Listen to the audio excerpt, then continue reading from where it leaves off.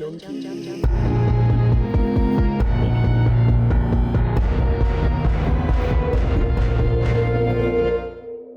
and welcome back to Celluloid Junkies. I'm Luke Kane and I'm joined as always by Damien Heath. Hello. And Cameron Crothers. Hey. This month we are taking care of business as we look back at Martin Scorsese's 1990 masterpiece, GoodFellas.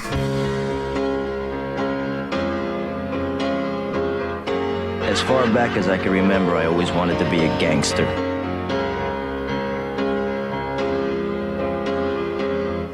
I couldn't stand him. I thought he was really obnoxious. I gotta admit the truth, it turned me on. We have a great show lined up this month. As always, we're going to begin with key inspirations for the film, discuss its thematic content and release. We're then going to play Damien's interview with our special guest, Dr. Mark Nichols, film professor at the University of Melbourne, who's written at length about Scorsese, and who gave us a great interview, didn't he? He did, yes, very interesting. We'll then move on to the film's release and reception, followed by our monthly quiz, where Damien will try to reclaim his throne as quiz champion after Cameron's baffling win last month.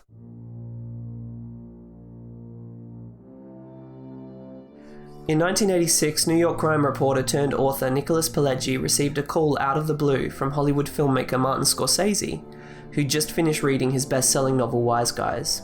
Scorsese said to him, "I've been waiting for this book my entire life." Pileggi's novel traced the rise and fall of Henry Hill, a New York City mobster associated with the Lucchese family, who turned FBI informant in 1980, ratted on all of his friends, and entered the witness protection program. Pileggi and Scorsese collaborated on the screenplay, while Scorsese worked on The Last Temptation of Christ, running it through a dozen drafts. Scorsese was inspired by French New Wave movies like Truffaut's Jules and Jim, which begins with a frenetic editing style and voiceover that ties a flurry of discordant images together. Scorsese wanted Robert De Niro for the role of Hill, but he refused due to other commitments and instead offered to play the supporting role of mobster Jimmy Conway. With De Niro on board, Scorsese secured the $25 million budget required from Warner Brothers, and principal photography got underway in the spring of 1989. Scorsese was careful to cast actors who'd grown up in working-class New York City and New Jersey, and encouraged them to play with the dialogue. Actors would rehearse scenes and ad-lib, which Scorsese would record, interweaving his favourite pieces of dialogue into the script. The film shot for 72 days in Queens, New York, with some scenes shot in Long Island. Initial test screenings were disastrous, with more than 40 walkouts. Audiences were put off by the film's unflinching violence and hyperkinetic editing style. With great trepidation, Warner Brothers released the film in September of 1990, where it was met with instantaneous and universal acclaim. It went on to be nominated for 6 Oscars, including Best Picture, and Joe Pesci took home the Best Supporting Actor award for his turn as Tommy DeVito. These days, GoodFellas is still widely considered to be one of the greatest films ever made, inspiring countless retreads, most notably David Chase's TV series The Sopranos. In 2000, it was selected by the National Film Registry for preservation. So if you're one of those suckers who work shitty jobs for bum paychecks and take the subway to work every day, pull back a chair and join us for this GoodFellas retrospective.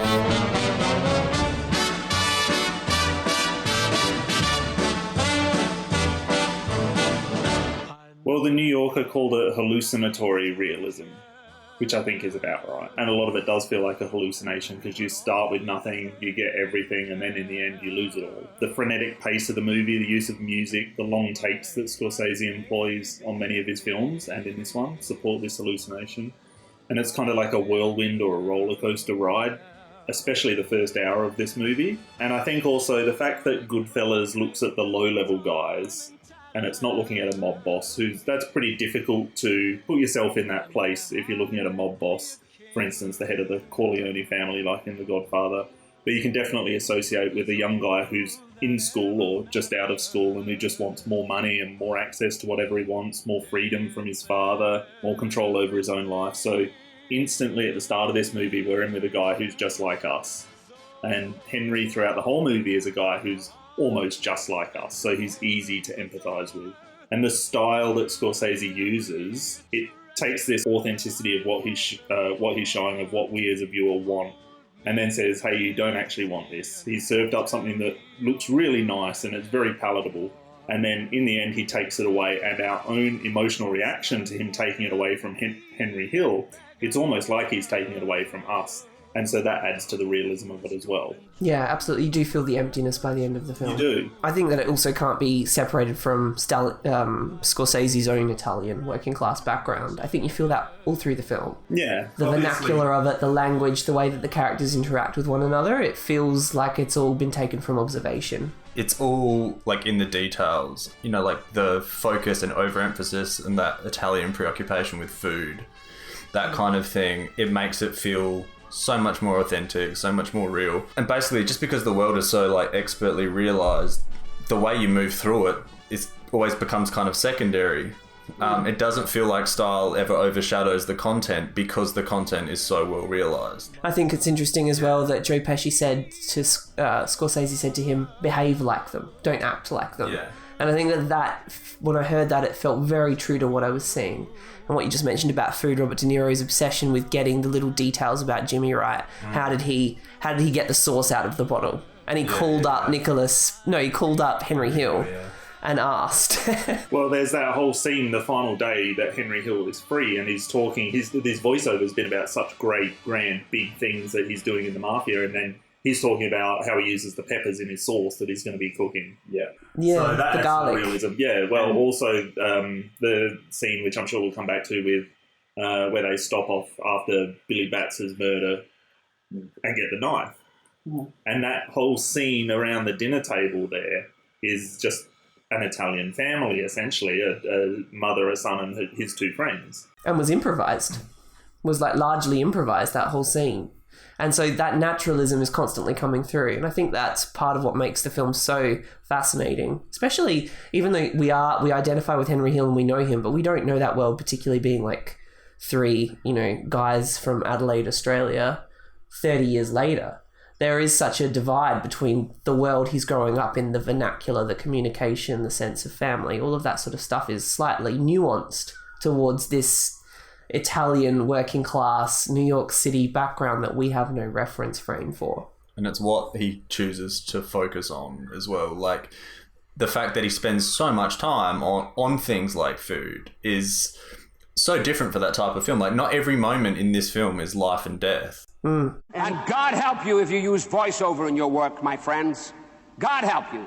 It's flaccid, sloppy writing. There is this kind of rule that you don't use voiceover in movies because it is exposition, but when it's used correctly, like it is in GoodFellas, it adds and aids the movie so well that it becomes one of those things where breaking the rule works better. I remember, actually, we had a slight disagreement, Luke, about American Hustle. And we're talking about it, and you were like, I just didn't get it. It just felt like he was trying to be Scorsese with the voiceover that was used constantly in that film. It's funny how much that sort of gets attributed to him. Like voice, he almost owns it because it is the best use of voiceover that I can think of in a film. We always called each other GoodFellas.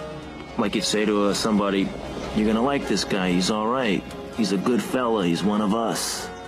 You understand? We're joined this month by Dr. Mark Nichols, Senior Lecturer in Cinema Studies at the University of Melbourne, where he's been teaching film studies for over 20 years. Mark is the prolific author of several books on film theory, including Scorsese's Men, Melancholia and the Mob, published in 2004, and Lost Objects of Desire, the performances of Jeremy Irons in 2012. Mark is a film journalist who has appeared on ABC Radio and has written articles for The Age. If that weren't enough, Dr. Nichols is also a playwright, producer and director. Thank you for agreeing to talk to us, Mark. It's a pleasure. When did you first fall in love with cinema? Probably very early on. I remember, as a child, really sitting with my mother and watching Willy Wyler's Wuthering Heights with Laurence Olivier in it. And I think, that was pretty much it for me. And what drew you originally to write about Martin Scorsese? It was in a way a kind of a circuitous route. I was working on questions of film style and representations of the family in cinema. And Scorsese was one of my sort of preferred case studies. But I'd have to say the real clincher came in 1993, which was just after I sort of started my doctoral thesis. And he released The Age of Innocence, and from then on, it was really quite obvious what my kind of central focus was going to be. at that point in my life and subsequently. And you're talking specifically there about what you've termed the Cinema of Melancholia. Can you outline the principal argument for our listeners and how you developed that? Obviously, your idea of that, the genesis of that, came from The Age of Innocence. Well, certainly it helped me understand Scorsese's filmmaking that had preceded that. And it was interesting that a lot of criticism prior to my own work had sort of mentioned this concept of melancholia as being predominant in Scorsese's films. But apart from a few scholars like Pam Cook, not many people had done much more to say what that meant.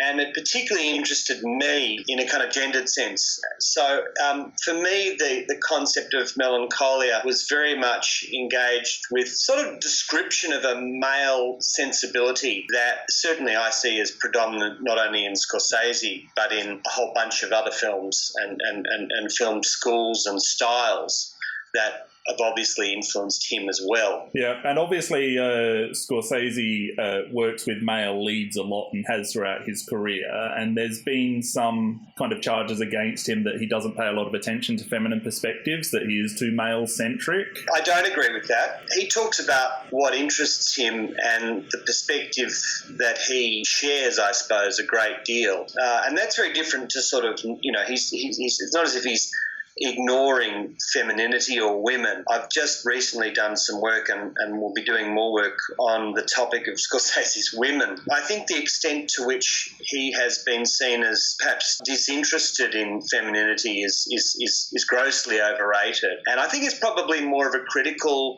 and spectatorial position than anything. I mean, anything that he has sort of pursued, definitely. I mean, in a way, it was kind of interesting when you saw a film like The Gangs of New York and the invented character in that film that was played by Cameron Diaz. And, people criticised the idea of having an invented female character. Well, in a sense, critics can't have it both ways. Yeah. I don't think that's the greatest example of Scorsesian feminine interrogation. In fact, it's not. But in a sense, women, particularly women filmmakers, have been fundamental to Scorsese.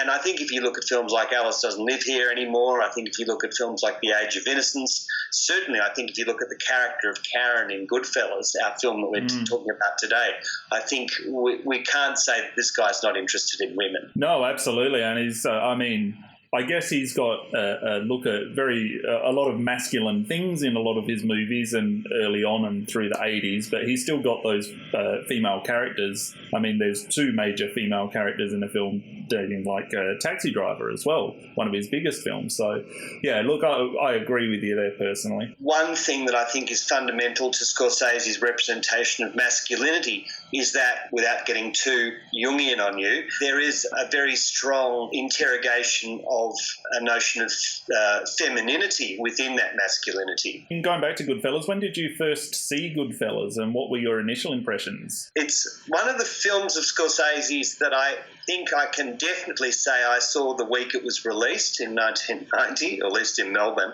It was amazing because I saw it in the cinema and it was a Friday night. I remember it very clearly. And people came out of the cinema quite shocked. And I remember standing on the street outside the movie house, and a car backfired and everyone kind of fell to the ground. It was an amazing sort of congruence of forces. But look, I think in a way, to me, I hate to say this because people always ask me this question and I find it difficult to answer, but to me it's almost his best and most kind of perfect film. I think stylistically it's impeccable. Mm-hmm. May not be the film I throw in every time I feel like watching one of Scorsese's films, but it's pretty close to it. But I think in a way, if I were to say that he has made a kind of pure or perfect film, I think GoodFellas is probably it. I mean, my personal favourite, as I've said, is The Age of Innocence. Perhaps it's a little closer to my own sensibility and experiences. But GoodFellas, it's pretty near perfect. We can all commiserate with you there, because if we'd walked out of the cinema ourselves and had a car backfire after seeing GoodFellas, I think most of us would have soiled ourselves. I didn't quite go that far. I was in a polite neighbourhood after all. But we were sort of ripe for the picking, I have to say. Yeah. What do you think it is about the Henry Hill mould, men whose dreams ultimately go unrequited, that make them such fascinating screen personas? I wonder whether I would use the word fascinating. I think I would say compelling, if I can just be a bit semantic. To me, the fascinating characters in Scorsese's films are usually not the protagonists, I would argue. Or not frequently. But I think Henry Hill kind of represents you and me and a bunch of other blokes and perhaps some women who watch this film and lob themselves into an environment temporarily for 3 hours or so and get a chance to wander around in that environment.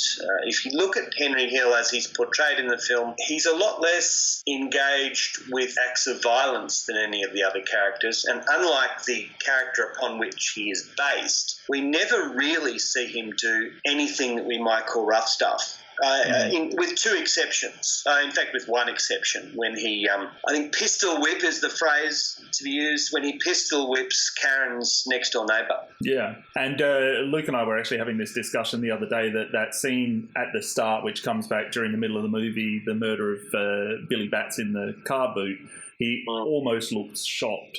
Even at that point. Well, that's the beginning of irony in the film. I mean, one of the most, almost sort of, are you talking to me kind of moments in Scorsese other than from Taxi Driver is that moment when the freeze frame falls on Henry Hill when he shut the door after Billy Batts has been shot, and he says, all my life I just wanted to be a gangster. I mean, that to me is not the look of a guy who's comfortable in that context. Yeah, not at all. In your book, you go into detail about how Scorsese's use of technique in GoodFellas is employed to isolate Henry Hill from the corrupt conservative group to which he belongs, and in particular you mention Henry's walk through the courthouse where he directly addresses the camera and turns his back on his comrades who are seated in the courthouse. Obviously that ties into what we're talking about here. Well, I suppose in that context, I mean, that's one example, and perhaps the most sort of patent example, where we see and feel that he actually doesn't belong in that world. The last image we see of Henry Hill in a sort of terry-toweling baby blue robe with his hair not greased up, standing in the middle of some horrendous Levittown-esque suburban estate isolated from the city and from what he calls the action. These are a number of locational and also narrational means by which he is... Well, Scorsese seems to think, well, does this guy really belong here in this world? And that's why I think we don't see him do any real gangster stuff. I mean, that amazing moment when he's in the diner with De Niro at the end of the film, and De Niro's trying to suss him out as to whether he's going to rat on them all, and he says he asked me to go down and, quote, take care of Anthony, end quote. Now, he says, he's never asked me to take care of anyone before. Now, if you're in that world, as the real Henry Hill was, taking care of someone is an important part of business. So the fact that he's not asked to do that makes me think that, well, does he really belong in that world? How do you think that Scorsese's Italian background shapes his sensibilities as a filmmaker, particularly tying that into a film like GoodFellas? As an Italian-American, he knows those communities.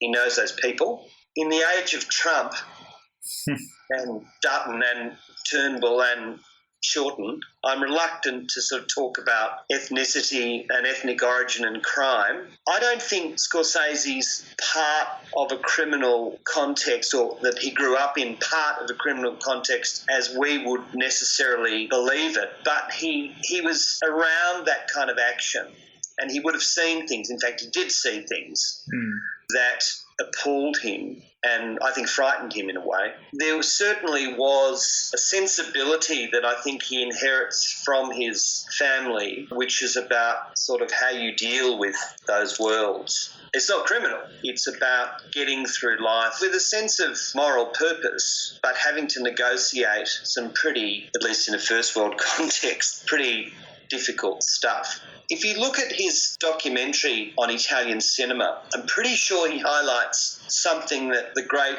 director Vittorio De Sica says about neorealism when he's talking about Bicycle Thieves and Bitter Rice and Pesa. De Sica said that neorealism and neorealist filmmaking in Italy after the war wasn't so much about some sort of theoretical purity of filmmaking. It was actually, and the quote is something like a prayer for solidarity. And to me, there's a lot more of that humanist impulse in Scorsese than perhaps we think about and talk about a lot. And I think that is, in a way, something he derives very strongly from his Italian and his Sicilian background. And it's interesting that you bring up De Sica, and obviously Scorsese is a historian of movies, first and foremost, and a lover of movies, and he takes so many things from all of these movies that he saw in his youth. And, I mean, not to move too far off of this, but one of my follow-up questions is about Powell and Pressburger, and their production company, The Archers, and the films they were responsible for, The Red Shoes and Black Narcissus. And he himself, Scorsese, has obviously had they've had a huge influence on him, specifically citing Black Narcissus and The Tales of Hoffman. I understand you're currently writing something about that partnership, is that correct? Yeah, I am. And in a way, it's sort of almost... in one sense, it's like writing the next book about Scorsese after my first book, or my only book. And I would say that possibly he gets more from Powell and Pressburger than he gets from Rossellini or Visconti. You know, I mean, I think what Powell and Pressburger, and Michael Powell articulates this most clearly in his voluminous writings on his own career, is the idea of the so-called composed film. There's all sorts of ideas about what that is, but really for Powell, one of the most simple readings of the composed film, if you take a film like Black Narcissus and certainly a film like The Red Shoes and most definitely The Tales of Hoffman, is the relationship of all component parts of the film to each other, most particularly the relationship of music to action and mise en scène. Which is obviously very important to Scorsese. Yeah, well, to me, GoodFellas just screams it. I mean, you think of all those great moments, and I challenge you and your poddies to think about, you know, the moments you reflect on after you've seen the film and years later.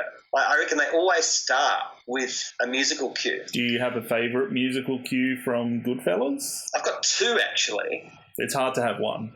It is. I've got two that stand out and jump right out at me at the moment. One is when De Niro is thinking about how he's going to whack out the crew that pinched all that money. I think it's Sunshine of My Life, or Sunshine of Your Life, the song. The other one is when we see all those, what he's done to all those characters, how he's killed them, which is, of course, Eric Clapton's piano refrain for Layla. I'll always think of those two scenes because of the relationship between music and image. And I think the music, I come from a musical background, so it's very important to me, but I think it's important to virtually everyone. But the idea of power of those scenes to me is fundamentally driven by the scores he uses. And he does that all throughout his filmmaking. I mean, he's, and I've written about this in relation to Mean Streets. I mean, the first 3 minutes of Mean Streets are, in a sense, the perfect Powell and Pressburger-esque composed film with his use of Be My Baby over the title sequence. The track onto the pink car, the two dead bodies in the car, and that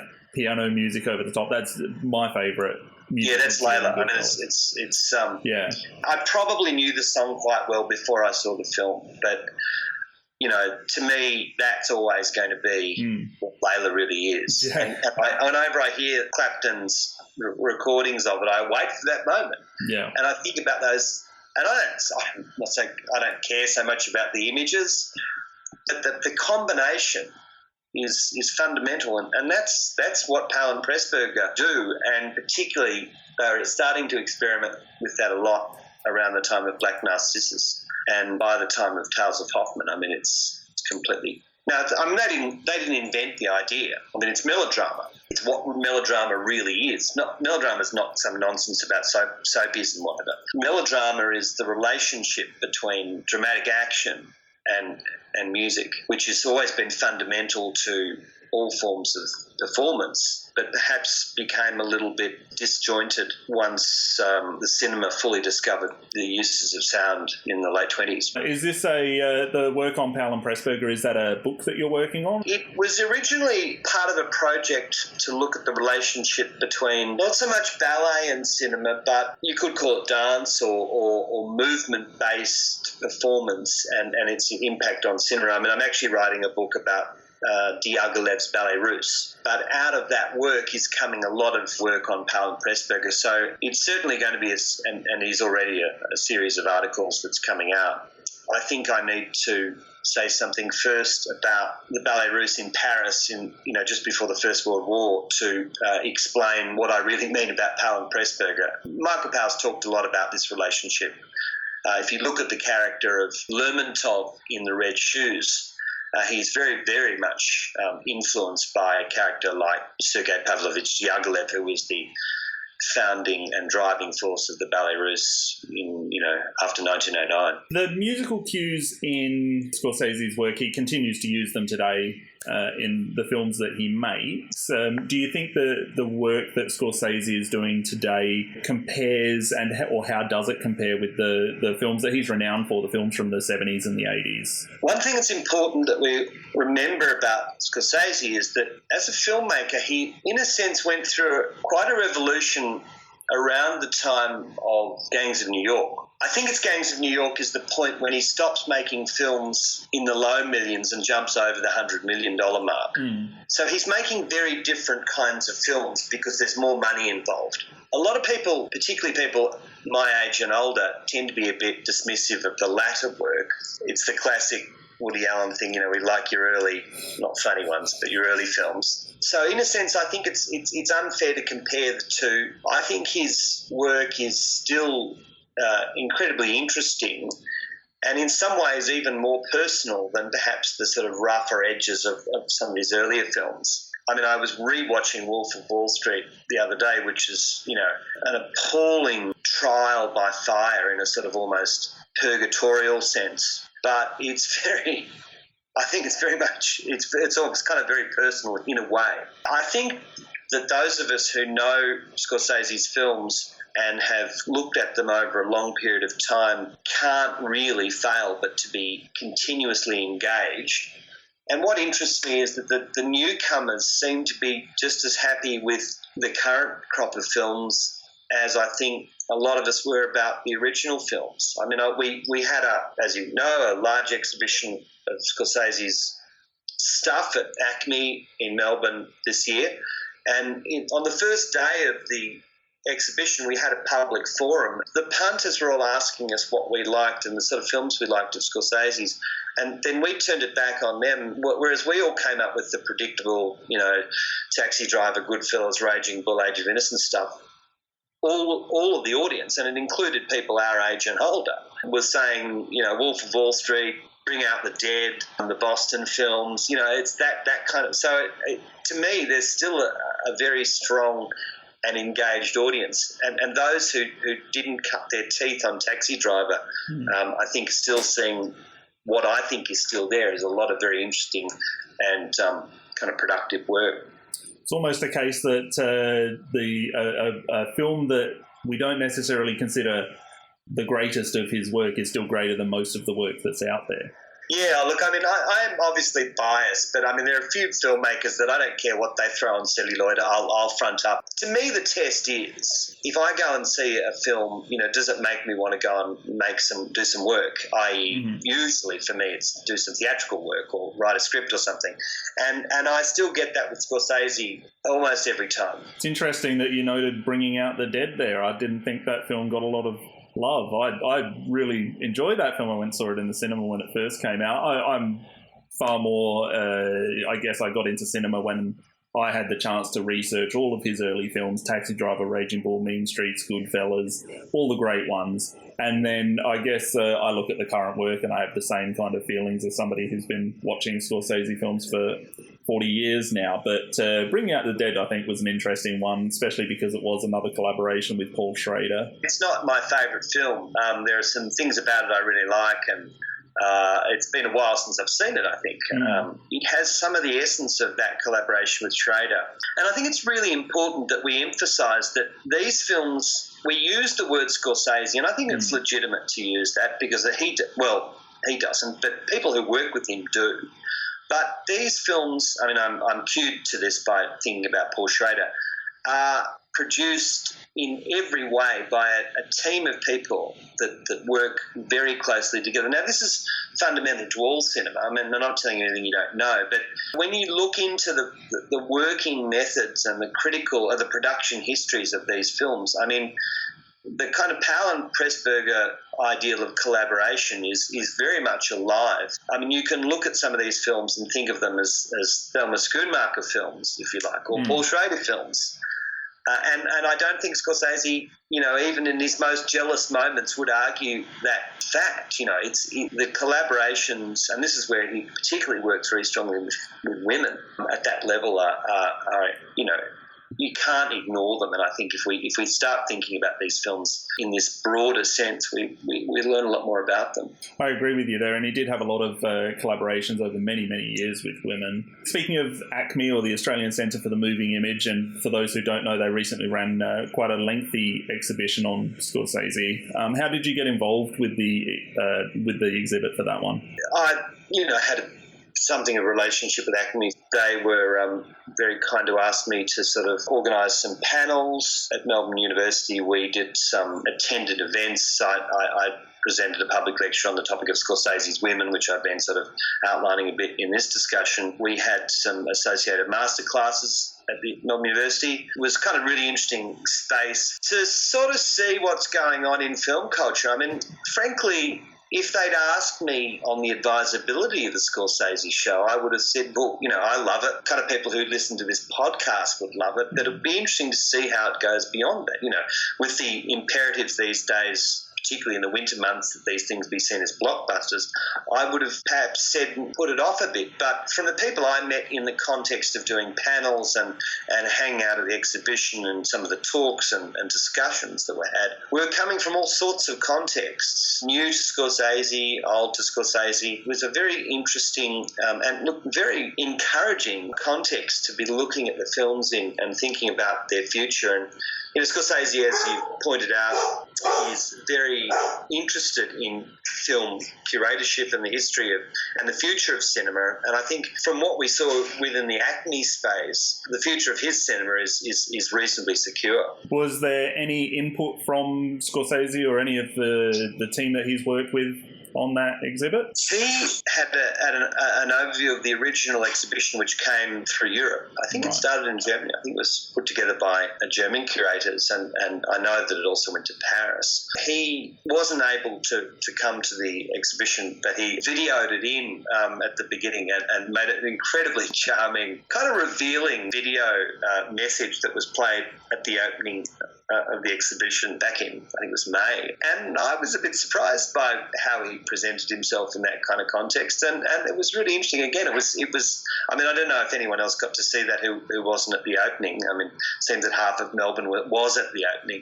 But it was an interesting way of doing it, given that I gather he's not that keen on air travel. He's certainly never been to Australia before. I mean, it's his stuff. And a lot of it I'd actually seen in the archive back in the 90s when I was doing my research on his work. A lot of his personal stuff was in there. I mean, most of it was his personal property, as far as I understand. And a lot of people found that very, very interesting and useful in sort of understanding. I think the idea of Scorsese as this kind of guy who makes gangster pictures has always been completely perverse. It helped people understand that his interests are far broader. Yeah, and it gives people a chance to access the person behind the movies a little bit more as well.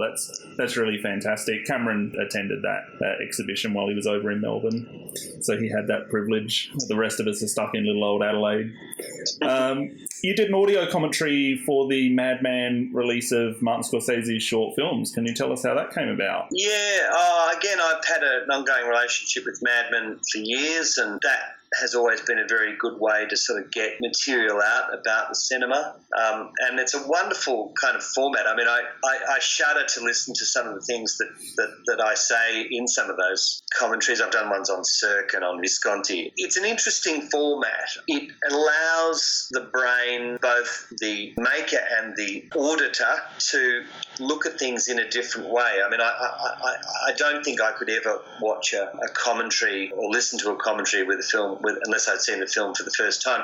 And I think a lot of the commentaries can be a bit, random in what they bring. There are some very good ones. One commentary that I think is just outstanding is a Mike Leigh commentary, which you may have heard, that goes with his film from the late 90s called Topsy Turvy, in which he produces a curatorial discussion about how that film came together. And Scorsese himself has done some wonderful commentaries with his films. Mean Streets is one, I think, I can recall. Some of the early ones he's done some commentaries of as well. That's a really interesting format, and Mad Men have done a lot in that space to sort of really help with the business of film education. So I don't recommend my contributions as being anything more than, occasionally bemused opinions of a bit of a film geek.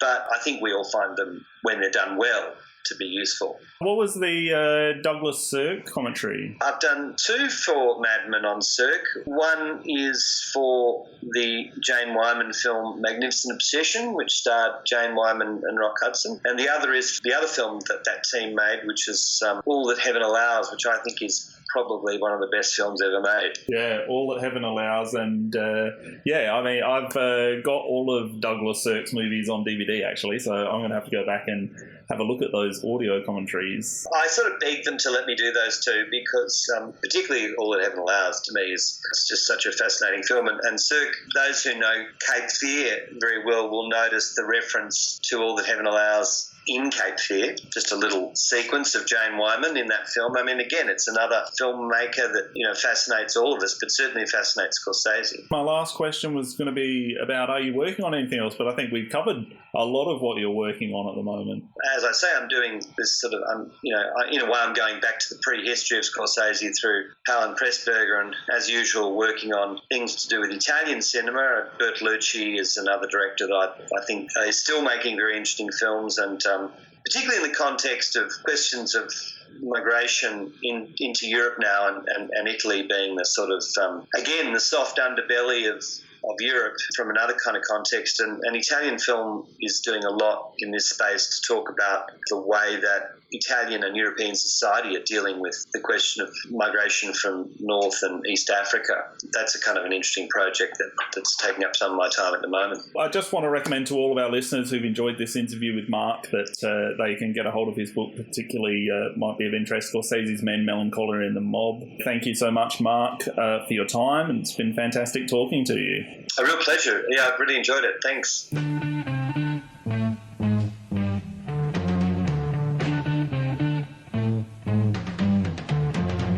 There's that first freeze frame, which I think is probably the best representation of Henry Hill's thoughts on it. He's in complete shock, and then it cuts to rags to riches. It's really brilliant to put it at the start of the movie because it is that important in the big scheme of things. That's what leads to the end of the movie. That's what leads to Henry Hill going into the witness protection program, because they put out this, or you theorise that they put out this hit on him. So that action that Joe Pesci's character takes is the thing that actually makes everything else happen in the movie, in the last half of the movie. We see what happens to Joe Pesci. It doesn't actually really particularly affect Henry. What affects Henry is the fact that the cops are onto him. I think it affects Jimmy and Jimmy's decision-making. It's interesting how Jimmy, for so long through the movie, seems to be the more stable compared to Joe Pesci, seems to be the one that Henry can be closer to. But by the end of the movie, he's more psychopathic than Tommy. It's in the research for Pileggi's book. Henry Hill said that Tommy and Jimmy used to sit around and talk about their favourite hits. And that's how, obviously this is all based on fact, but that's how much of a psychopath, how exceptionally violent both of them were. Spooky. The idea of Henry Hill as this outside insider, it's set up within the first 15 minutes when he's a young kid working at Paulie's shop, and that guy comes through who's got like a bloody hand, and he runs to get him towels, and Paulie's like, that's a waste of my towels. It's a waste of 7 aprons. I thought that they're both their reactions, Henry's need to help him and Paulie's, thinking that absurd, is perfectly contrasted. It perfectly illustrates why Henry is not really cut out for the gangster life. And yet survives for another 25 years. Yeah, and wanted it and dreamed of it ever since he was a young man. And I think the way that he's introduced as wanting it, like the first time we see him, it's his eye behind those blinds that go across, and they kind of almost represent like bars, like it's almost like prison, like he's in this world of just mundane banality kind of thing. And then you see him looking over at things that are desirable. These guys are well dressed. There's beautiful close-ups of, guys' pinky rings, that kind of stuff. They have money. They're having a good time. It's all very understandably desirable. Absolutely. And you are hooked from that moment. You kind of go, okay, like he's going, who are these guys? What's this about? And you, as an audience member, going, who are these guys? What is it about? And it's fascinating that we want him to succeed, even if it is in this completely morally bankrupt community. Yeah. We want him to succeed. We represent the people he's cheating to get there. And I love that manipulation. But I think that's because Henry is like most people, lower income, middle class. You can see a lot of similarities between him and just, you always want for more. Some people go and get it, and he went and tried to get it. His voiceover is full of self-justifications. It's pretty much the whole thing is self-justifying what he's doing. And that is, of course, if someone has to do that, immediately it's a mark of insecurity. It's the fact that they're not totally at peace with what they're doing, so they have to find all of these reasons and rationales. Like he says, the mafia is the working class man's revolt against a system determined to keep working class guys poor. It is the only recourse for people like that, unless you want to work a 9-to-5 job, put, with just enough money to put food on the table. This is your alternative. The fact that he needs to keep justifying it indicates to me that he's not totally at peace with it.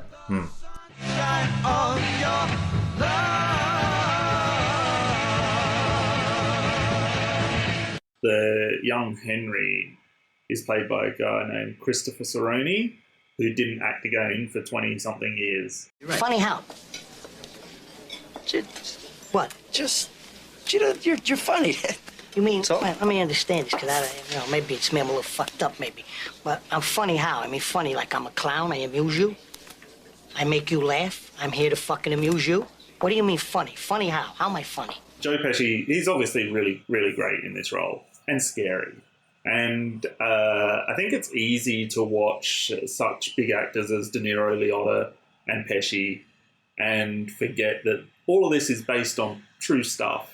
And a lot of it happened exactly the same way it happens in GoodFellas. Tommy DeVito is based on someone named Thomas DeSimone, who was a member of the Lucchese family. In GoodFellas, Pesci starts the movie by stabbing Billy Batts. It's obviously his worst mistake, killing a made man. But then we go back in time to his childhood, and eventually we get to that iconic scene, which is Funny How. And there's a real menace to him in this scene because he's with a friend who's making an offhand comment that we know it means nothing. It should actually be taken as a compliment, but Pesci takes it as an insult, or possibly could have, until we find out that he's joking. But it really kind of sets the tone that he's willing to take out anyone. And he does that in the scene with Spider. And Spider makes that comment, go fuck yourself. And he gets 3 bullets in his chest. And all of that stuff actually happened. There was a welcome home party for Billy Batts. And he did ask DeSimone, the real guy, to shine his shoes. And the only difference was that he got killed 2 weeks later. But there was also that incident with Spider, and he said, go screw yourself, Tommy. And he got shot in the chest 3 times after exactly the same thing happened with Ginny Conway in the movie. He kind of egged him on about it, asked if he was going to take it. So all of this stuff is based on real life, and so Joe Pesci's really just echoing the real person, but he does such a good job of it. It's one of the great comedic performances of psychopathy, like Annie Wilkes, because it really is funny and terrifying all at once the whole way through. I think he's definitely obviously got like short man syndrome as well. Yeah. In terms of Joe Pesci's character, because I know the real guy is actually it was huge. Yeah, and he is constant in the film. He's constantly surrounded by people that are bigger than him, and he just makes it his sort of mission not for that to be ever an issue. Even though he's the smallest in stature in the room, often he's always the biggest person in the room on the screen for you. He's always the one you're looking at. You're nervous about. And I don't think it's like an accident that the first time we see him, he's stabbing someone to death with a knife that's nearly bigger than he is. Yeah. In real life, Tommy's brother had been someone who'd helped the police at one point, and he was always trying to live that down. And so any time that someone would egg him on or say anything that he could take as an insult, he would take it as an insult.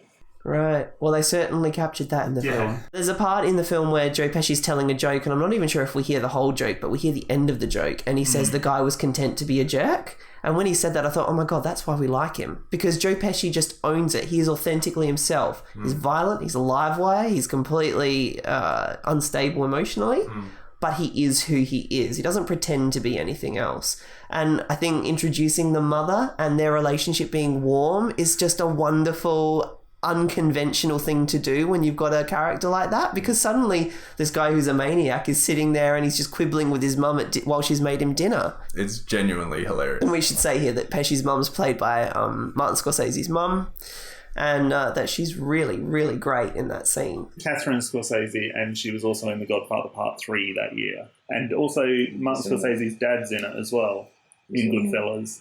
He plays the person who puts too many onions in the sauce while they're in prison. Billy Batts is played by Frank Vincent, who was in 2 other movies with De Niro and Pesci, Raging Bull and Casino. And they were constantly killing one another. So wait a minute, he killed Joe Pesci once, Joe Pesci killed him twice. Yeah, so he finally got his revenge at the end of Casino. Yeah. People have described the film as having hypnotic quality. And it's true. I found that whenever I hear people talk about this, they go, I sat down, I put the TV on and Goodfellas was on, and suddenly I've watched the whole thing. Sure. And the film has that quality. It is so captivating. Why? Why do you think that is? Predominantly, I think it's pacing. I think the film moves at such a frenetic pace, and it, like things like cooking and all that kind of stuff are so interesting just in the way that they're shown. A lot of that comes back to the writing and stuff as well, but I think restraint is actually used in this film more than you would think. In the that famous iconic "What's So Funny" scene, it's played in a medium shot. Yeah, a still medium shot. A still medium shot, because you see those gradual reactions of everybody getting more and more uncomfortable as they're like a lot of other filmmakers would cut into a close-up of Henry Hill's face as he's feeling more and more uncomfortable and getting worried about it, and like there are moments where it's just played like the camera's steady and it's not doing anything. There are those other moments like that famous Copacabana scene, which I think correct me if I'm wrong, was it only took 8 takes to do, and it's a 3-minute unbroken take. I think time is spent on the characters and how they interact, that the kinetic movement of the camera, those zooms, and there's this famous thing that Scorsese uses called the Dolly Zoom, where he's pushing around in a dolly and he zooms in as he does it. We'll share a link in the show notes. There is a video essay of like all of the times it's used in a film of his, and he's continued to use it. Like in Wolf of Wall Street, he still uses it, and it's awesome. And it was totally improvised, apparently. Apparently what they had planned to do, they couldn't use their main entrance. So Scorsese said, well, we'll just go through the back. And it's one of those interesting, like, there are so many long take steady cam shots in cinema that a lot of the time draw attention to themselves. And this, although because it's so well, like, steeped in film history, you are aware of it now. But it's not particularly showy. Like, no. If that makes any kind of sense. Like when you do a 3-minute unbroken take, it would often draw way more attention to itself than it needs to, but it's all about the idea that Karen is just completely overwhelmed by what's going on. It's also could be like a metaphor for sort of like mob lifestyle in general, like you're walking through the underbelly. Yeah, you've gone through the back door. Yeah. I also think that it's just just impeccably well timed within the movie, because it's at a critical juncture where they're meeting, where this romance is blossoming. At that moment, you're ready to kind of just have a quiet moment with the film. Oh, for sure. And the way that the way that the camera glides, it glides so sensually and beautifully. It does feel like a seduction, and that is what's happening. Yeah. Karen is being seduced by him, and he has been seduced by this life. The other thing is the fourth wall break that we talk about, that happens in the courtroom scene.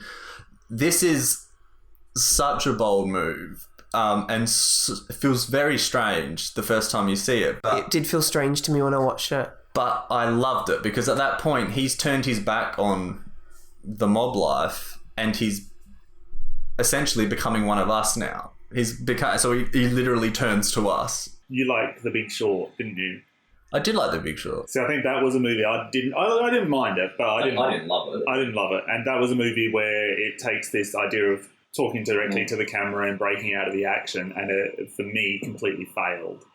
And then you get this movie where it doesn't do it often. I think it does breaks the fourth wall only once in that final scene. Yeah, but it does it really well, sums up the movie. There's a lot of tracking shots and moving camera throughout, particularly the fallout from the Lufthansa heist where Jimmy decides to whack everybody. So you get the piano refrain of Layla going over the pink Cadillac and the two bodies in the car, and then also the track through the meat truck to the gangster who's hanging on a meat hook. And so that adds some kind of magnetism to the movie, because you can't look away or you'll miss something.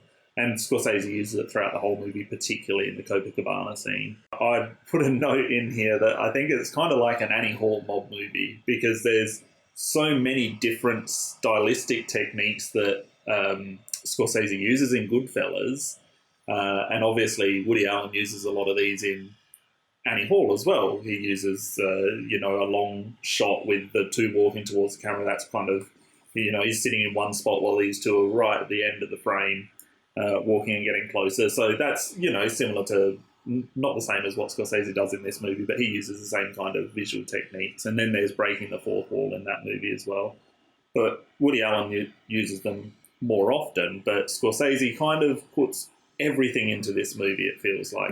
He's done all of these before, and the most obvious shot for me is the overhead shot in Taxi Driver after the shootout, of course, where it goes up through the ceiling. And that's such an amazing shot. And then there's all of the use of music, especially in Mean Streets. He opens that movie with it. And he's kind of just taken all of these bits that he's done from all of these movies before and tossed them all into GoodFellas. And you would think that it would be a mess, but it's not. There's one particular shot where he reuses the exact same shot when Ray Liotta just quickly has a look around the kitchen counter. Oh, yeah. And he goes like this, and he just goes like that, and like that. And like they just replay that. So for those of you listening, Cameron moved his head from right to left and then did the same thing again. He repeats that same shot twice because it's this amazing feeling of paranoia. That shot just expertly got it for me. Like I just remember just being like, that's so great. And for anyone who's sort of, dabbled with chemical enhancements, that the sketchiness that you feel is really beautifully rendered by that sequence. Like it's exactly right. I wouldn't know. Oh yeah, okay.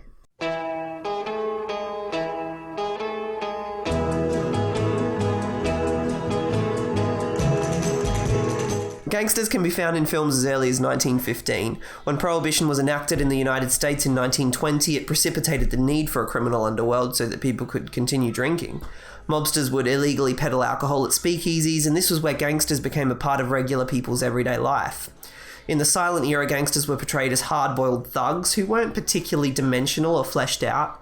After the Wall Street crash of 1929 heralded in the Great Depression, gangster films, which by then were talkies, darkened in tone to capture the social unrest that was in the air.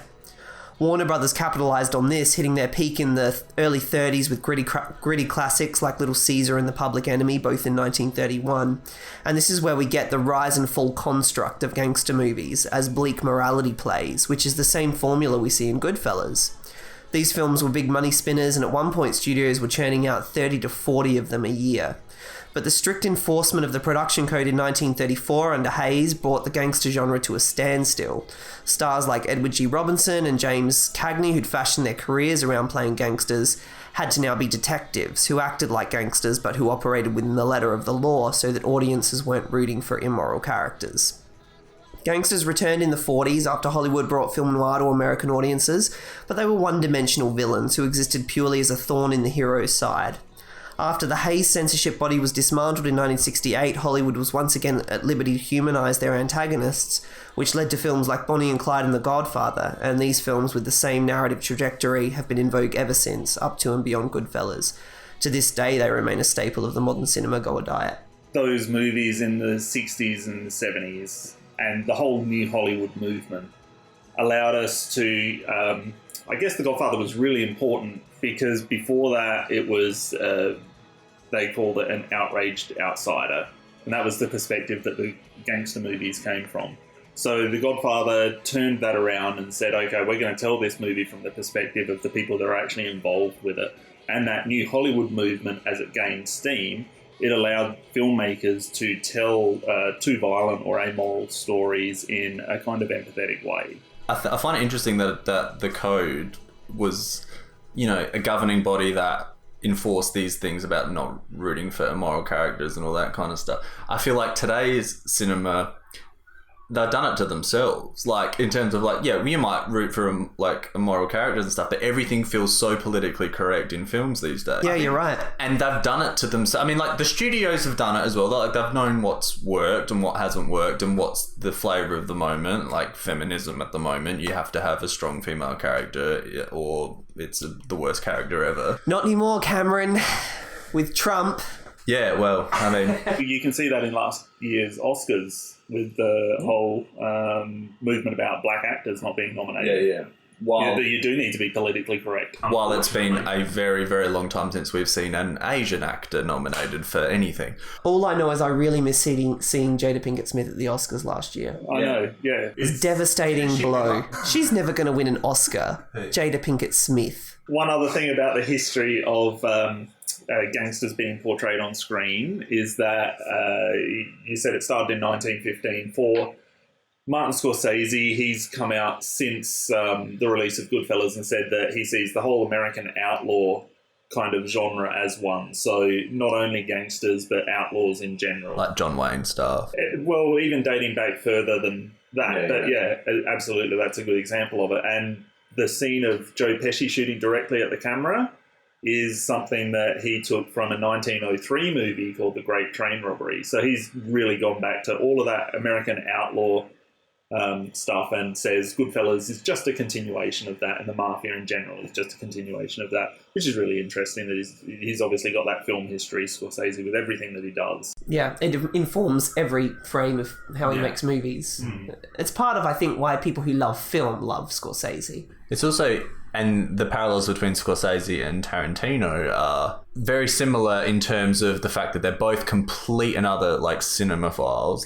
They're both know in and out. Scorsese uses his influence and filters them through his own lens, whereas sometimes Tarantino will just blatantly copy them. Oh God, I can't stand Tarantino, and I don't like most of his movies. Wow. He's so strident. We've lost half our audience. You know what's funny though is that the fact that Scorsese plays with linear narrative in this is ultimately something that led directly to what Quentin Tarantino does in Pulp Fiction and in a lot of his movies.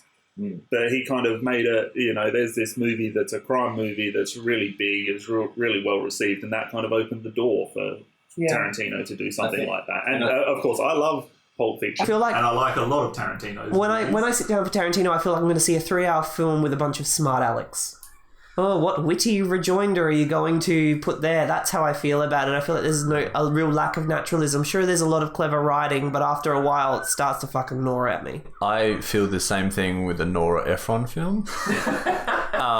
Nora Ephron and Nicholas Fletcher, I think they got married. Yeah. That's so weird that I said that because I had read that, but that just came from my own deep... Those movies were back-to-back in the Writers Guild of America, top 101 screenplays of all time, Goodfellas and When Harry Met Sally. My God, I could not be more surprised if you told me that Jennifer Lawrence married Danny DeVito. Oh, no. Yeah. Yeah. Who's this? This is Vinny. Vinny, what happened? Well, Everything get straightened out? No, we had a problem. I mean, we tried to do everything we could. What do you mean? Well, you know what I mean. He's gone. And we couldn't do nothing about it. The violence shocked the hell out of me. And actually the violence in Casino, particularly one scene in Casino, really, really bothered me. We always come to a movie as a stranger and we've got kind of our guard up a little bit about what we're going to see. And this movie lowers your guard so quickly and so thoroughly. You are so invested. You get totally immersed. And for most of the time, it's a comfort, it's a pleasure, it's funny, you're luxuriating in it, you're laughing a lot, and you're charmed. And it's only once Scorsese has got your defenses so low that he suddenly punches you with this charge of violence. And it's like it's that kind of thing where you're eating chips and they get caught in the back of your throat. That's how this violence struck me in this film. What scene are you referring to specifically, or all of them? In GoodFellas, the first scene was the stabbing in the car. Right at the start. Yep, absolutely. And then the most notable one after that was when he shot Spider. Oh my goodness. I think I had to pause the film because I was just so... was not expecting it at all. I just needed to go eat some more chips. I needed to get some fresh air, and I was thrilled by it. I was glad the movie did it. I was glad that Joe Pesci was so monstrous and that Scorsese didn't give a fuck how it was going to affect my relationship to Pesci. But it totally took me by surprise. I think also the swearing adds to this idea of violence as well. A lot of that was apparently ad-libbed. A lot of the swearing, a lot of the use of fuck, which is kind of every second word out of Joe Pesci's mouth. I think with Billy Batts, that violence leads to Robert De Niro's emotional reaction when he gets the call about Joe Pesci being whacked at the end of the movie. And without that violence, which kind of tells you that, oh, this is a bad decision, Joe Pesci's probably going to have to pay for this at some point, and yet your hopes are up that he's going to get made for these two people to get in with this mafia family, and that's all taken away from you, and that leads to Jimmy's phone call and his crying at the end of the movie, which is really one of the few times that any of them show kind of vulnerable emotion. Yeah, and it's a surprise, that reaction, because up until then Jimmy's been very on top of it, and generally the go-to emotion for these men is anger, when he just cries helplessly like a child because he realizes he's been got and there is no way to get back, you know? It's really good. But I also have to say, after the spider killing, I think perhaps my favourite moment of black comedy in this film is the conversation that De Niro has with Pesci. He's like, why'd you do that? I was riling you up. What's the fucking matter with you? What is the fucking matter with you? What are you, stupid or what? No, Tommy, I'm kidding with you. What the fuck are you doing? Are you a fucking sick maniac? I don't know if you're kidding. What do you mean you're kidding? You're breaking my fucking balls? I'm fucking kidding with you. You fucking shoot the guy? I mean, it was too horrifying for me to laugh, but I was really amused by that conversation. Apparently, they really did make him dig the grave, and he dug it in the cellar of the building that they were in, I guess, and buried the body there, Spider's body. Every scene is underlined with a lot more tension because you know what people are capable of. Joe Pesci's character, the real-life counterpart, apparently Henry Hill implicated him in 4 additional murders that the FBI didn't know about, and that total brought it to 11 that he was implicated in. And Henry Hill said that his first murder was they were walking down the street, he was 17 years old, and he said, "Hey, Henry, look at this." And he pulled out a gun and he shot someone who was just walking down the street who had no idea who they were. And then he turned to Henry and said, "Now that's cold-blooded." My God. One of the parts of the agreement between Henry Hill and the FBI was that if he was ever caught in a lie, then his protection from the FBI would be rescinded straight away and he'd go to jail. And Nicholas Pileggi said that was one of the reasons why writing the book was... it was this incredible opportunity because he was legally bound to tell the truth of his life to the author. So he could write a really truthful biography. I think the real Henry Hill is a lot more unsavoury than the one depicted on film, from what I've... Yeah. I would suspect so. And much more of a dick. I've seen him be extremely arrogant in interviews. And I mean, that's part and parcel of making a film. You need to make a sympathetic lead character. But then that brings up the moral question as if it's right to portray somebody like that. I heard that Henry Hill was so... Obviously, GoodFellas, when it came out, was, such a big popular film, and he was so proud of the fact that he was involved in it that he couldn't shut up about it, and he'd keep telling people, "Oh, GoodFellas is based on me," and then they would have to relocate him until finally he got booted out of the program. He would have been such a big target at that point when he was kicked out, which was 2002, 3, 4, somewhere around there. He would have been such a big target that they would have brought attention to themselves. And at that point, most of the people who were involved were in jail or dead. Yeah, and I think he died ultimately of natural causes in 2012. So he had a long life after 1980.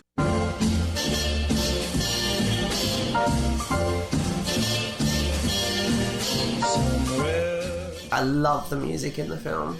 One of my favourite transitions anywhere in cinema is the opening scene, Rags to Riches. Brilliant. I think that just the way the on-screen action and then that music kicks in, and where at the start of this movie, it always makes me really happy. And Scorsese's done this throughout his entire career. He did it with the opening of Mean Streets. He's followed it all the way through to, for instance, there's the sex scene set to Comfortably Numb in The Departed.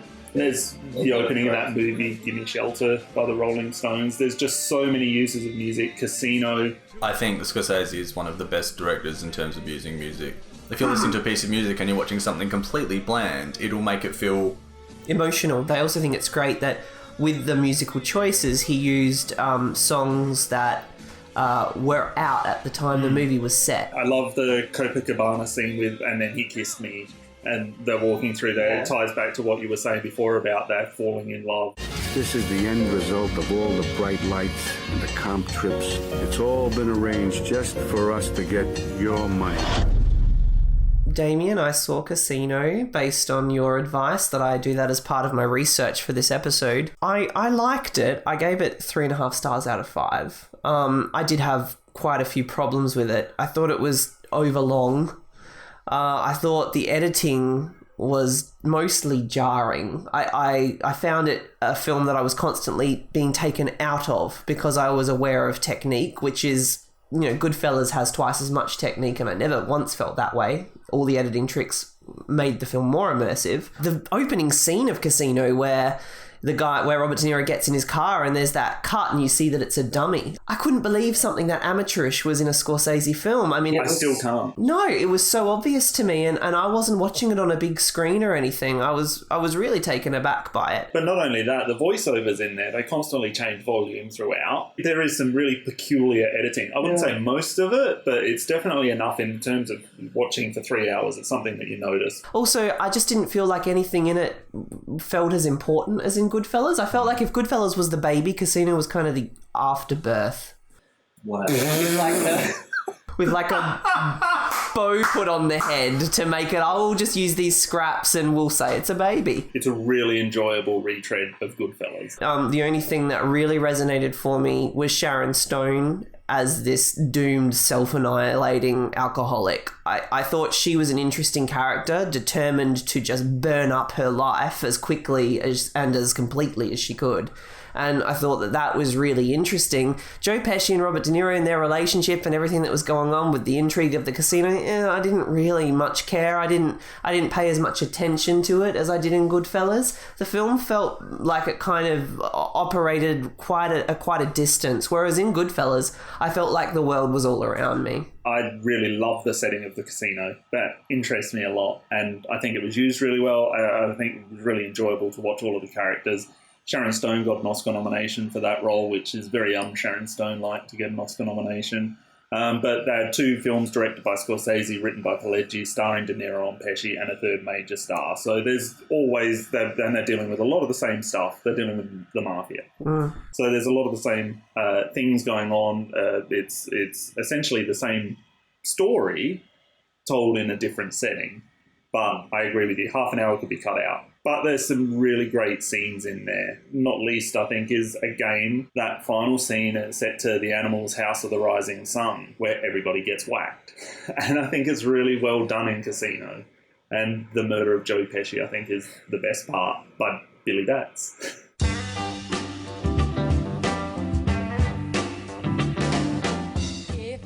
GoodFellas is based around the story of Henry Hill, who was a member of the Lucchese crime family from 1955 through 1980. In 1980, Hill turned FBI informant in order to get protection for himself, his wife and his children in the Witness Protection Program after a hit was suspected to have been ordered on him. The Lucchese family was one of the Mafia's 5 families, a group of the 5 major families who comprised New York's Italian-American Mafia. They originated as Sicilian mafia gangs based in New York and were constantly warring, particularly over which territory of the city belonged to them. The families were united after the 1931 murder of Giuseppe Joe the Boss Masseria, the head of the Genovese family. 5 months after the formation of the five families, the Commission was founded to govern the group. That council organised territories for each of the families and continues to govern mafia activities in the US to this day. Those families were the Bonanno, Colombo, Gambino, Genovese and Lucchese families. The names of the families were first publicly acknowledged in 1963 during the McClellan hearings, wherein Senator Joe McClellan led an investigation into organised crime in the US. His main witness was Joseph Valachi, previously a member of both the Lucchese and Genovese crime families. The mafia went from strength to strength from the 1930s through the 1970s, however they did have several setbacks before Hill turned informant.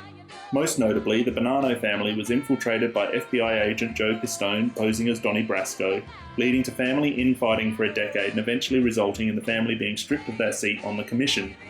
Interestingly, Bonanno family boss Joe Massino became the first head of one of the five families to turn FBI informant when he was facing the death penalty in 2004. Hill turning FBI informant in 1980 brought down many members of the Lucchese family, including boss Paul Vario, Paul Cicero in the movie, and James Burke, James Conway in the movie.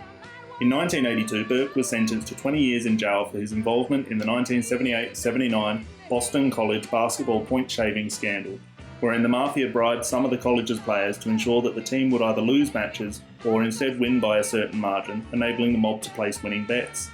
Hill was also heavily involved in this scheme. In the early 1980s, the FBI planted a bug in the car of Lucchese family boss Anthony Corallo.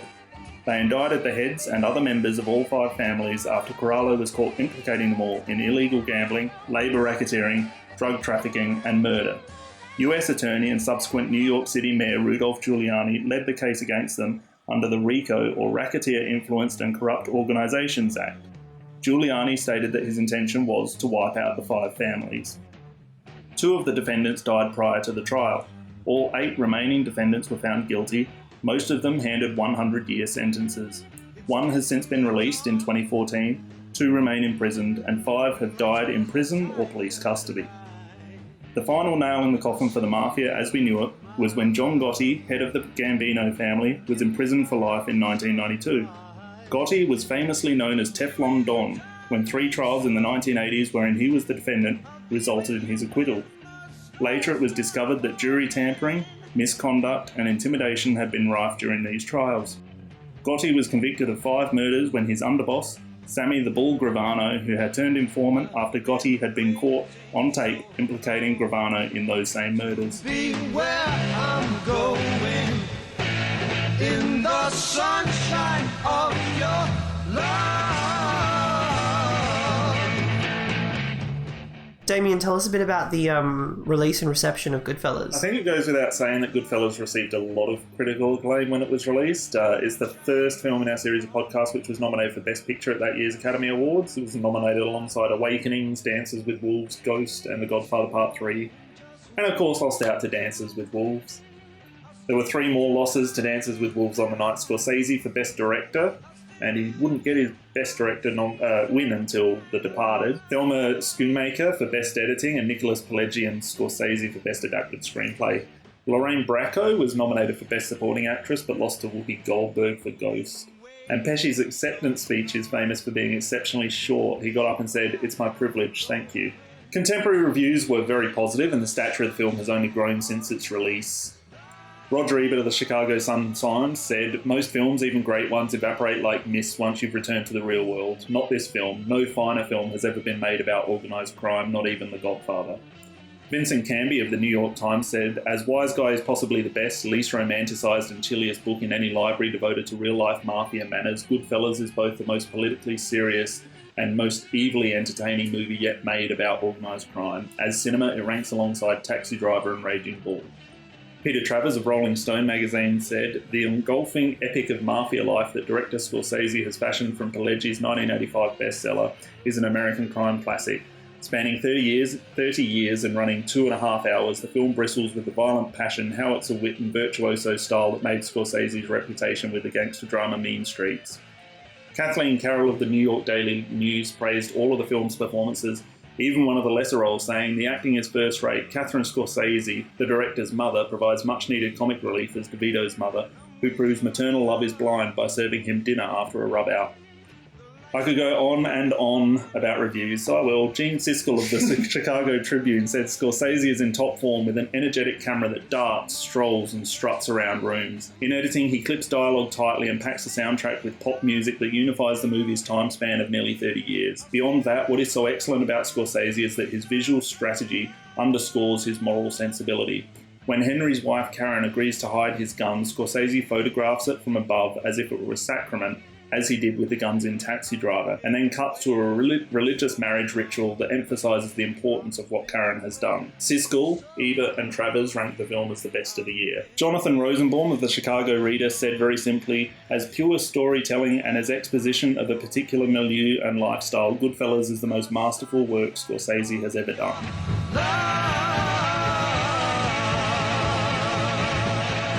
The film may have lost the Academy Award for Best Picture, as well as the equivalent at the Golden Globes, but it did win the Best Picture award at the British Academy Awards, the New York Film Critics Circle, the Los Angeles Film Critics Circle, the Boston Society of Film Critics, the Chicago Film Critics Association, and the National Society of Film Critics. The American Film Institute ranked the film the 92nd greatest ever. They also ranked it the second greatest gangster film ever. In 2002, Sight and Sound magazine ranked it the fourth best film of the last 25 years. That's 1977 to 2002. Empire magazine ranked it the sixth greatest film ever made. Total Film magazine ranked it first. David Chase noted that GoodFellas was the inspiration for his creation of the HBO drama The Sopranos, and at least two actors from the film got major roles on that series. Lorraine Bracco portrayed Tony Soprano's therapist, Dr. Melfi, and Michael Imperioli, the unfortunate bartender Spider in GoodFellas, portrayed Tony's protege, Christopher Moltisanti. In fact, 27 actors from GoodFellas eventually went to work on screen in The Sopranos. So before we move on to the quiz, we just want to let our listeners know that Scorsese's latest movie, Silence, the trailer has recently dropped for that film. It's going to star Adam Driver, Andrew Garfield and Liam Neeson. It's set in the 17th century and it's about two Jesuit priests who go on a mission to locate their mentor who has renounced Christ after being subjected to torture at the hands of the Japanese. Sort of sounds a little bit like an Apocalypse Now done Scorsese style, but set in the 17th century. It's got a limited release in December 2016 and goes wide in January. So I'm very excited for that. All right, so guys, are you ready to do the quiz? Yeah. Alrighty. Damien, let's start with you. All right, who was the artist that painted the picture Tommy's mother holds up for them to have a look at while they're eating dinner? Banksy. Is that really your answer? I have no idea, so yeah, that's my answer. Yeah, you get a chance now that he's... steal this from you? You can. I hope I'm right. It's Pileggi's mum. That's right. Well done, Cameron. Okay, that's one. And so now it's your turn, Cameron. If you get this, then you're on two. If you don't, it will defer to Damien. So how much was Henry Hill paid by the studios for the rights to his story? And, rough figure. Yeah, right. I'm going to say $500,000. Spot on. 2-0. Oh my goodness, Damien. What was the exact figure? I think the exact figure was 480,000. Yes, but I've read a couple of different ones, so I was going to accept $500,000. Damien, Tom Cruise and Madonna were considered for the lead roles. True. That's right. And thank goodness that didn't happen. Jesus Christ. And I think Alec Baldwin was also considered for Henry Hill. And Sean Penn. Right. That would have been okay. Okay, so we're on 2-1. Cameron, true or false, Ray Liotta met Henry Hill before production began as part of his research? This feels like a trick question because it feels like something he definitely would have done. But I'm going to say false. You're right, false. God, I'm good today. Liotta had contact with Henry Hill after the film was released, and Henry Hill said, "Thanks for making me not look like a bad guy." And Ray Liotta thought, "Did you see the movie?" Damien, roughly how many times is the F-bomb dropped in GoodFellas? 120? 296 times. I was roughly correct. Okay, so there's one more, and this one's for Cameron. Which actor turned down the role of Jimmy Conway due to a fear of typecasting and later regretted it? Pacino. That's right. Oh my goodness, Cameron got that. So it was 4-1 in the end, was it? My victory aside. Let's move on. Another project in the works for Scorsese is a film called The Irishman, which will see him direct De Niro for the first time in a very long time. Pacino is going to be in that as well. Interesting. Which will be, and De Niro is trying to get Joe Pesci out of retirement to get him involved as well. We've seen De Niro and Pacino in that great scene in Heat, and everyone was like, we want more. Then they did that film Righteous Kill, and everyone was like, maybe just pay it back a bit. But, I mean, that's a very exciting cast. To have Scorsese direct. Who directed Righteous Kill? Nobody? No one of note. I thought it was nobody. But there's all this cinema history behind Pacino and De Niro, and especially mob films and mafia films. And you get them together in this movie Heat, and it's directed by Michael Mann, who I guess he gets big budgets, but he doesn't typically draw big audiences. And then he turns that around, and instead of this big shootout to open up that first scene together, it's, hey, you want to get a cup of coffee? And they sit down and they have a chat in a coffee shop. But for anybody who wasn't Al Pacino and Robert De Niro, it probably wouldn't have meant anything. But to have those two on screen for the first time, and that's their meeting. And it's kind of mutual respect in that movie that goes through, and you think, okay, there's The Godfather and there's GoodFellas and Raging Bull and Taxi Driver behind these two actors. And they are considered the best actors of their generation and some of the best actors ever. I mean, it's hard not to see their catalogue recently and be like, you can still see glimmers even in Pacino's stuff. Like, he hasn't been in very good movies lately at all, but it's still there. Like, it's still very, very present. De Niro will make 5 shit films and then do one really good performance. Like, his supporting turn in Silver Linings Playbook was excellent, and I think that's his last Academy Award nomination to date. But yeah, really excited for The Irishman if it actually gets off the ground. Apparently it's been a passion project for a very long time. It'd be good to see them in a good film again. Apparently Ray Liotta, who he campaigned for this role because they weren't too happy with him. I think he went to producer, is it Erwin Winkler? At a lunch at a restaurant, went up to him and sort of pitched himself for the role and got it. He actually turned down working with Tim Burton in the original Batman. He was set to play Harvey Dent, which is really a nothing role in that first movie. Another thing I found interesting when I was doing research for the quiz was the DOP, Michael Ballhaus. He had to leave production on GoodFellas early, just shy of it, because he'd committed to make another movie with Mark Nichols, Postcards from the Edge. So he went off and shot that. So did he finish GoodFellas? Just shy of it, so he wasn't there for a few days. And I guess they had to muddle through without him. In terms of Scorsese's filmography, how does GoodFellas rate for you guys? It's in the top 3. Taxi Driver, Raging Bull, GoodFellas. I know Raging Bull is a fantastic film, but I'm always at a distance from that film. I don't have any form of connection with that. I'd say Taxi Driver is the better film. Again, GoodFellas is something I would watch far more often. All right, guys, out of 5? 5.